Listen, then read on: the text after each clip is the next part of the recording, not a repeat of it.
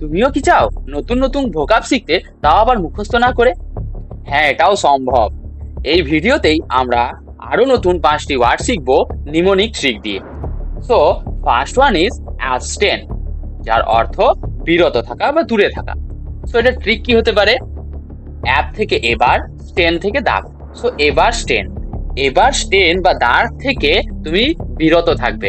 ধরো হোলির দিন তোমার মা তোমাকে চান করিয়ে দিয়েছে ভালো করে, এবার তুমি আবার বেরিয়েছো, তোমার মা বলছে এবার থেকে কিন্তু দাগ থেকে দূরে থাকবি, দাগ থেকে বিরত থাকবি। বুঝতে পেরেছো? তো নেক্সট ওয়ার্ড ইজ অ্যাবসার্ড, যার অর্থ অর্থহীন।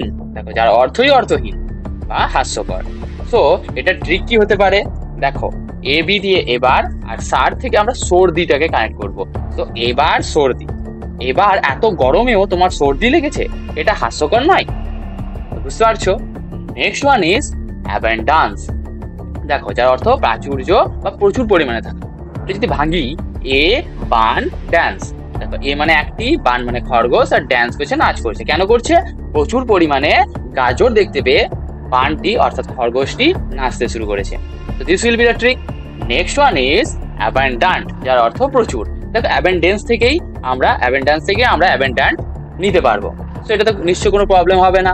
তো নেক্সট ওয়ান ইজ অ্যাবিউজ, যার অর্থ অপমানজনক। যদি দেখি এটাকে ভাঙি, অ্যাব কথাটির অর্থ হচ্ছে নেগেটিভ প্রিফিক্স, যার অর্থ হচ্ছে খারাপ।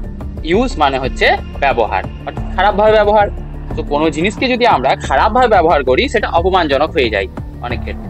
সো এরকম যদি আরো নতুন নতুন ভিডিও দেখতে চাও, তাহলে চ্যানেলটিকে সাবস্ক্রাইব করে নিও।